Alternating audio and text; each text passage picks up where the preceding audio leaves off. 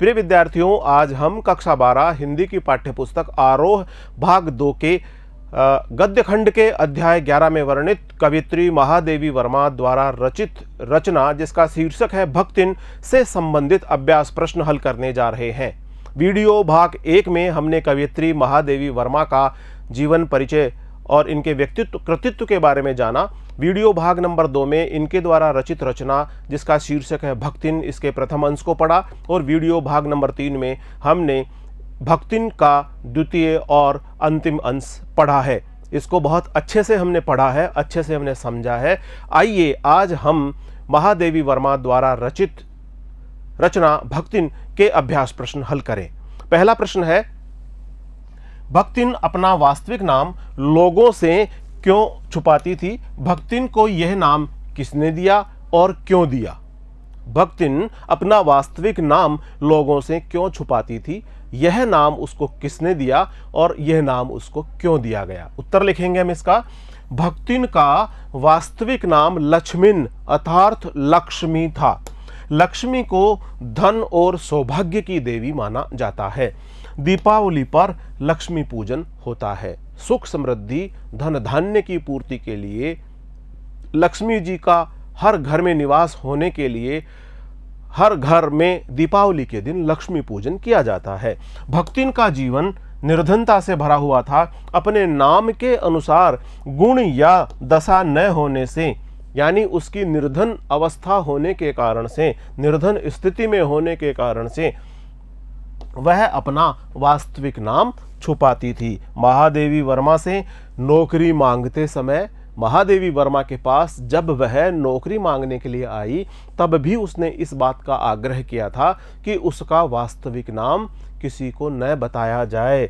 महादेवी वर्मा से नौकरी मांगते समय उसने अनुरोध किया था कि उसे उसके वास्तविक नाम से न पुकारा जावे। तब लेखिका ने उसकी कंठी माला, उसके घुटे हुए सिर को देखकर, उसकी वेशभूषा को देख करके उसका नाम भक्तिन रख दिया। इस प्रकार लक्ष्मी का नाम भक्तिन लेखिका महादेवी वर्मा द्वारा दिया गया और इसके पीछे मूल कारण था उसकी वेशभूषा। भक्तिन की जो वेशभूषा थी, उसने गले में कंठी और माला धारण कर रखी थी, उसके केस घुटे हुए थे और इस प्रकार से उसका वेश वैरागिनी, साधु सन्यासिनी की तरह था। इसलिए लेखिका ने उसका नाम भक्तिन रख दिया। 2 कन्या रत्न पैदा करने पर भक्तिन पुत्र महिमा में अंधी अपनी जिठानियों द्वारा घृणा व उपेक्षा का शिकार बनी। ऐसी घटनाओं से ही अक्सर यह धारणा बनती है, यह धारणा चलती है कि स्त्री ही स्त्री की दुश्मन होती है। क्या इससे आप सहमत हैं? इसका उत्तर हम इस प्रकार से लिखेंगे, आज भी हमारे परिवारों में पुत्रियों से अधिक पुत्रों को श्रेष्ठ माना जाता है और उन्हें अधिक महत्व दिया जाता है। हमारे परिवारों में पुत्रों से पुत्रों को अधिक श्रेष्ठ मानते हुए महत्वपूर्ण माना जाता है। भक्तिन का अपराध भी यही था कि उसने सास और जेठानियों की तरह पुत्र पैदा नहीं किए, बल्कि 3 पुत्रियों को उसने जन्म दिया। सास और जेठानियों ने उसे घर की नौकरानी जैसा बना दिया। घर गृहस्थी का सारा काम लक्ष्मी के द्वारा ही किया जाने लगा। सास ने और जेठानियों ने लक्ष्मी को नौकरानी की तरह बना दिया। विचारणीय बात यह है कि भक्तिन को घृणा और उपेक्षा परिवार की नारियों के द्वारा ही मिली, अपने पति से नहीं। उसका पति तो उसे सच्चे मन से पूरा प्रेम करता था, उसका पति उसे पूरा सम्मान देता और प्यार दिया करता था। घर की स्त्रियां ही उसकी दुश्मन बनी हुई थी। भारतीय समाज में ऐसे अनेक उदाहरण हमें देखने को मिलते हैं जहां स्त्री ही स्त्री को सताती है। अतः हम इस कथन से सहमत हैं। अगला प्रश्न है, भक्तिन की बेटी पर पंचायत द्वारा जबरन पति थोपा जाना एक दुर्घटना भर नहीं, बल्कि विवाह के संदर्भ में स्त्री के मानवाधिकार यानी विवाह करे या न करे अथवा किससे करे, इसकी स्वतंत्रता को कुचलते रहने की सदियों से चली आ रही सामाजिक परंपरा का प्रतीक है। कैसे? इसके उत्तर में हम इस प्रकार से लिखेंगे कि पुरुषों की तरह स्त्रियों को भी अपनी पसंद का जीवन साथी चुनने का, अपनी पसंद का जीवन साथी चुनकर विवाह करने का अधिकार है।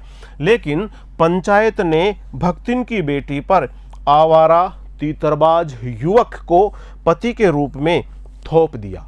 पंचायत द्वारा जो विवेकहीन फैसला दिया गया, जिसमें एक ही कोठरी से लड़का और लड़की के बाहर निकलने पर पंचायत ने उन्हें पति और पत्नी के रूप में रहने का आदेश दे दिया, और इस प्रकार से अविवेकपूर्ण निर्णय देते हुए पंचायत ने उन दोनों को पति पत्नी के रूप में रहने के लिए विवश कर दिया, बाध्य कर दिया। यह कोई परिस्थितिवश होने वाली घटना नहीं थी। यह पुरुष प्रधान समाज द्वारा स्त्री के मानवाधिकारों को कुचलने का षड्यंत्र था। स्त्रियों को उनके मानवाधिकारों से वंचित करने की यह परंपरा सदियों से चली आ रही है। वर्तमान समय में परिवर्तन का जो दौर है, उसमें हम देख रहे हैं कि स्त्रियां अब पढ़ लिख रही है, अपने अधिकारों को जान रही है, समझ रही है, उनके प्रति अधिक सजग हो गई है, और वर्तमान समाज में स्त्रियों को पढ़ने लिखने की पूरी आज़ादी है। अपने इच्छा से संविधान में दिए गए विभिन्न प्रकार के अधिकारों का उपयोग करते हुए उन्हें अपने जीवन को बेहतर बनाने का पूरा अवसर प्रदान किया जा रहा है। उनको सभी प्रकार के मानवाधिकार प्रदान किए गए हैं, जिनसे वो अपने जीवन में पढ़ लिख कर समुचित अवसर प्राप्त करके अपना बेहतरीन जीवन जी सके। अगला प्रश्न है, भक्तिन अच्छी है यह कहना कठिन होगा। लेखिका ने भक्तिन के बारे में टिप्पणी की कि भक्तिन अच्छी है यह कहना कठिन होगा क्योंकि उसमें दुर्गुणों का अभाव नहीं। लेखिका ने ऐसा क्यों कहा होगा? ऐसे कौन कौन से दुर्गुण लेखिका ने भक्तिन के जीवन में, भक्तिन के चरित्र में देखे होंगे, उसके व्यवहार में देखे होंगे, जिनके बारे में इस प्रश्न में हमसे पूछा जा रहा है। भक्तिन महादेवी की सेविका थी। उसके गुणों के साथ ही महादेवी उसके अवगुणों से भी परिचित थी। भक्तिन में बहुत सारे गुण थे, साथ ही साथ उसमें कुछ अवगुण भी थे, और वो जो अवगुण थे, वो जो दुर्गुण थे, उनसे महादेवी लेखिका भी परिचित थी। लेखिका के अनुसार भक्तिन में निम्नलिखित अवगुण यानी दुर्गुण थे। भक्तिन दूसरों को अपने मन के अनुसार बना लेना चाहती थी, परंतु वह स्वयं बिल्कुल भी किसी प्रकार का अपने आप में बदलाव नहीं करना चाहती थी। अपने आप में, अपनी दिनचर्या में, अपने व्यवहार में किसी भी प्रकार का परिवर्तन करना, बदलाव करना, यह भक्तिन को पसंद नहीं था। बिल्कुल भी बदलना नहीं चाहती थी। महादेवी के लाख कहने के बावजूद भी उसने अपने आप को नहीं बदला। वह इधर उधर पड़े महादेवी के रुपयों पैसों को मटकी में छुपा देती थी, और अपने इस काम को वह चोरी नहीं मानती थी। उसका तर्क ये था कि अपने ही घर में रखे हुए अपने ही धन को, अपने ही रुपयों को संभाल कर रखना तो उसका परम कर्तव्य है। भक्तिन में यह भी दुर्गुण था कि वह सत्यवादी हरिश्चंद्र नहीं बन सकती, सत्य नहीं बोल सकती, सत्य के साथ में उसका ज्यादा नाता नहीं था। लेखिका महादेवी को प्रसन्न रखने के लिए कभी कभार झूठ भी बोल देती थी। साथ ही साथ वह यह भी तर्क दिया करती थी कि धर्मराज भी थोड़ा बहुत झूठ का सहारा अवश्य लेते होंगे, तभी तो वो भगवान को, ईश्वर को प्रसन्न रख पाते होंगे। यहाँ पर भक्तिन भी अपने स्वामी लेखिका महादेवी वर्मा को प्रसन्न रखने के लिए कभी कभार झूठ बोल दिया करती थी, लेकिन उसको वह झूठ नहीं मानती थी। उस झूठ को वह झूठ नहीं मानती थी। वह शास्त्रों की व्याख्या अपने हित के अनुसार, अपने खुद के अनुकूलता के अनुसार कर लिया करती थी। इन बातों के कारण ही लेखिका ने कहा होगा कि उसमें दुर्गुणों का अभाव नहीं था। अगला प्रश्न है, भक्तिन द्वारा शास्त्र के प्रश्न को सुविधा से सुलझा लेने का क्या उदाहरण लेखिका ने दिया? लेखिका ने कहा कि भक्तिन अपने सुविधा अनुसार, अपने हित के अनुसार शास्त्र को अपने ही पक्ष में कर लिया करती थी। इस प्रकार से ऐसा कौन सा उदाहरण है जो लेखिका ने दिया है? भक्तिन ने अपना सिर उस तरह से मुंडवा लिया था। लेखिका को स्त्री का सिर मुंडाना अच्छा नहीं लगता। उनके मना करने पर भी भक्तिन ने सिर मुंडाने को शास्त्रों के अनुकूल बताते हुए कहा कि ऐसा करना शास्त्रों में लिखा हुआ है। लेखिका ने जब पूछा कि शास्त्र में क्या लिखा है, तब यह पूछने पर भक्तिन ने जवाब दिया, तीर्थ गए मुंडाए सिद्ध, तीर्थ गए मुंडाए सिद्ध, ऐसा शास्त्रों में लिखा गया है।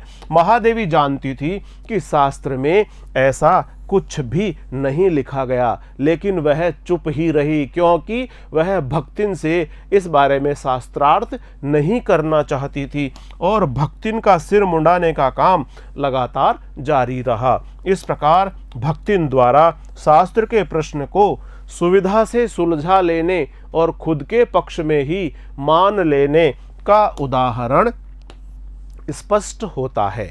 अगला प्रश्न है, भक्तिन के आ जाने से महादेवी अधिक देहाती कैसे हो गई? देहाती का आशय है देहात का, ग्रामीण परिवेश का जीवन जीने वाला व्यक्ति। तो भक्तिन के आ जाने से महादेवी देहाती कैसे बन गई? भक्तिन दूसरों को अपने मन के अनुसार बनाना चाहती थी, परंतु स्वयं में कोई बदलाव करना नहीं चाहती थी। स्वयं के व्यवहार में, कार्य में वह किसी प्रकार का कोई भी परिवर्तन नहीं करना चाहती थी। उसने महादेवी को मक्के से बने दलिये को मट्ठे के साथ खाना सिखा दिया। उसने बाजरे के तिल मिलाकर बने पुओं को दूसरे दिन खाना सिखा दिया। ज्वार के भुने भुट्टे के हरे दानों की खिचड़ी का स्वाद, उसका स्वादिष्ट होना तथा सफ़ेद महुए की लपसी को संसार का सबसे स्वादिष्ट हलवा मानकर खाना सिखा दिया। इस प्रकार जो देहाती जीवन में बनने वाले भोज्य पदार्थ हैं, खाद्य पदार्थ हैं, उनको भक्तिन ने महादेवी वर्मा को प्रयोग में लेना सिखा दिया, खाना सिखा दिया। अपनी भाषा को और अपनी भाषा की, अपनी लोक भाषा की बहुत सारी कहावतें भी उसने महादेवी वर्मा को याद करा दी। इसी कारण महादेवी मानती है कि वह पहले से अधिक देहाती हो गई है। उसके जीवन में भी देहात की तरह ही, ग्रामीण जीवन की तरह ही बहुत सारी इस प्रकार की चीज़ें आ गई है, जिससे वह भोजन में, खाने पीने में और अन्य दूसरी चीज़ों में वह देहात की तरह ही अब अपना जीवन यापन कर रही है। अगला प्रश्न है, पाठ के आसपास आलो आंधारी की नायिका और लेखिका बेबी हालदार और भक्तिन के व्यक्तित्व में आप क्या समानता पाते हैं? यहाँ पर प्रश्न यह है कि आलो अंधारी की जो नायिका है बेबी हालदार तथा महादेवी वर्मा की जो रचना है भक्तिन, तो इन दोनों चरित्रों के व्यक्तित्व में आप क्या समानता पाते हैं? इसका उत्तर हम इस प्रकार से लिखेंगे, भक्तिन महादेवी की सेविका है तथा वह अपने घर की परिस्थितियों के कारण गांव छोड़कर शहर में नौकरी करने आई है। आलो अंधारी की नायिका बेबी हालदार भी एक घरेलू नौकरानी ही थी। भक्तिन को अपने परिवार के लोगों की उपेक्षा सहनी पड़ी तथा वह उनके शोषण का शिकार बनी। उनके दुर्भाग्य ने कभी उसका पीछा नहीं छोड़ा। भक्तिन के दुर्भाग्य ने कभी भक्तिन का पीछा नहीं छोड़ा। ठीक इसी प्रकार बेबी हालदार ने भी परिवार की उपेक्षा और शोषण को झेला। इस प्रकार हम कह सकते हैं, इस प्रकार आलो अंधारी की नायिका और लेखिका बेबी हालदार और भक्तिन के व्यक्तित्व में हम समानता देखते हैं। अगला प्रश्न है, भक्तिन की बेटी के मामले में जिस तरह का फैसला पंचायत ने सुनाया वह आज भी कोई हैरत अंगेज बात नहीं है। अखबारों या टीवी समाचारों में आने वाली किसी ऐसी ही घटना को भक्तिन के उस प्रसंग के साथ रखकर उस पर चर्चा कीजिए। प्रिय विद्यार्थियों, आपके जीवन में अपने अनुभवों के आधार पर इस प्रश्न का उत्तर लिखना चाहिए। बहुत सारी इस प्रकार की घटनाएं आपको टीवी पर और समाचार पत्रों में देखने को, सुनने को और पढ़ने को मिलती होंगी। उन घटनाओं को आधार बनाकर इस पर चर्चा करें और इस बुराई को किस प्रकार से दूर किया जा सकता है, इस चीज को अवश्य रेखांकित करने का भी प्रयास करें। इसका उत्तर हम इस प्रकार से लिख सकते हैं, भक्तिन की बेटी पर पंचायत द्वारा थोपा गया फैसला कोई आश्चर्य की बात नहीं है। आज भी हमें टीवी और अखबारों में ऐसी घटनाएं देखने और सुनने को मिलती रहती है। परिवार की इज्जत के नाम पर लड़कियों की जान लेना, ऑनर किलिंग, इसी निरंकुश पुरुष प्रधान समाज का एक उदाहरण देखा जा सकता है। 5 वर्ष की वय में ब्याही जाने वाली लड़कियों में सिर्फ भक्तिन नहीं है। वय का आशय होता है उम्र, 5 वर्ष की उम्र यानी बाल विवाह होना, बल्कि आज भी हजारों अभागिनियां हैं। बाल विवाह और उम्र के अनमेल वाले विवाह की, एक तो बाल विवाह और दूसरा है उम्र का अनमेल विवाह, जिसमें दूल्हा और दुल्हन के उम्र में बहुत भारी अंतर होता है। दुल्हन 16, 17, 18, 20 साल की तो दूल्हा 40, 50, 60 साल का, यानी 20 से 30 से 40 साल तक का भी उनके बीच में, उनके जीवन में अंतर होता है। इसे उम्र के अनमेलपन वाले विवाह के रूप में माना जाता है। तो एक तो बाल विवाह और दूसरा है उम्र के अनमेलपन वाले विवाह की। अपने आसपास हो रही घटनाओं पर दोस्तों के साथ परिचर्चा करें। प्रिय विद्यार्थियों, इस प्रश्न में भी आपको अपने जीवन के अनुभवों के अनुसार अपने दोस्तों के साथ में इन विषयों पर अवश्य चर्चा करनी चाहिए। अवश्य चर्चा करते हुए इन पर जागरूकता फैलाने का काम भी करना चाहिए, जिससे समाज में इस प्रकार की घटनाओं पर विराम लग सके, इनकी रोकथाम हो सके और एक स्वस्थ, बेहतरीन, सुंदर समाज की रचना हो सके, जिसमें मानवाधिकारों का प्रयोग करते हुए, संविधान में दिए हुए अधिकारों का प्रयोग करते हुए प्रत्येक व्यक्ति अपने जीवन को बेहतरीन तरीके से जी सके। इसका उत्तर हम इस प्रकार से लिखेंगे, बाल विवाह भारत में अब भी होते हैं। देखा जाता है कि अक्षय तृतीया पर होने वाले बाल विवाहों को रोकना आज भी प्रशासन के लिए चुनौती भरा कार्य है। अनमेल विवाह भी होते हैं, जिसमें दूल्हा और दुल्हन के उम्र में बहुत भारी अंतर देखने को मिलता है। इसका बुरा प्रभाव लड़के और लड़की दोनों के ही जीवन पर पड़ता है तथा उसे अपने जीवन में अनेक प्रकार के कष्ट सहने पड़ते हैं। इसका कारण धार्मिक अंधविश्वास और आर्थिक अभाव भी माना जा सकता है। महादेवी जी इस पाठ में हिरनी सोना, महादेवी जी जीव जंतुओं से भी बहुत प्रेम किया करती थी, अपनापन दिया करती थी, उनके साथ में अपने जीवन को यापन करते हुए संवेदनाओं के साथ में अपना जीवन जिया करती थी। तो यहाँ इस पाठ में हिरनी सोना, कुत्ता बसंत, बिल्ली गोधुली आदि के माध्यम से पशु पक्षी को मानवीय संवेदना से उकेरने वाली लेखिका के रूप में उभरती है। उन्होंने अपने घर में और भी कई पशु पक्षी पाल रखे थे तथा उन पर रेखा चित्र भी लिखे हैं। शिक्षक की सहायता से उन्हें ढूंढकर पढ़िए, जो मेरा परिवार नाम से प्रकाशित है। प्रिय विद्यार्थियों, आपको पुस्तकालय से इस प्रकार की पुस्तकों को लेकर अवश्य पढ़ना चाहिए, जिससे आपके ज्ञान में वृद्धि हो सके। महादेवी जी के पास जो हिरनी थी उसका नाम था सोना, उनके पास जो कुत्ता था उसका नाम था बसंत, उनके पास जो बिल्ली थी उसका नाम था गोधुली। इस प्रकार के अन्य पशु पक्षियों के बारे में हमें जानकारी इससे संबंधित पुस्तकों को पढ़ने से हो सकती है। हम इसका उत्तर इस प्रकार से लिख सकते हैं, मेरा परिवार में महादेवी जी द्वारा लिखित अनेक रेखा चित्र हैं जो पशु पक्षियों से संबंधित है।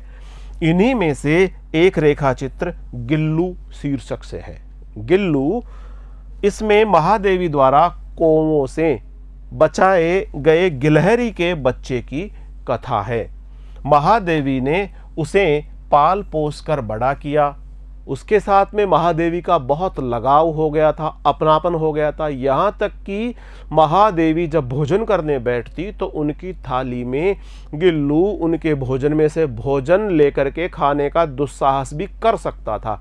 इस प्रकार से दोनों के जीवन के अंदर बहुत अच्छा भावनात्मक और संवेदनात्मक समन्वय था। 2 वर्ष तक वह महादेवी के साथ पारिवारिक सदस्य के रूप में रहा और जब उसके जीवन के अंतिम क्षण आए, जब गिल्लू के जीवन के अंतिम क्षण आए, जीवन के अंतिम समय में उनकी अंगुली पकड़े हुए उसने अपने प्राण त्याग दिए। प्रिय विद्यार्थियों, आज हमने अध्याय 11 महादेवी वर्मा द्वारा रचित भक्तिन के बारे में पढ़ा, इनके अभ्यास प्रश्नों के बारे में पढ़ा। अगले वीडियो में हम जैनेन्द्र कुमार द्वारा रचित रचना जिसका शीर्षक है बाजार दर्शन लेकर आपके समक्ष शीघ्र ही उपस्थित होंगे। तब तक नमस्कार।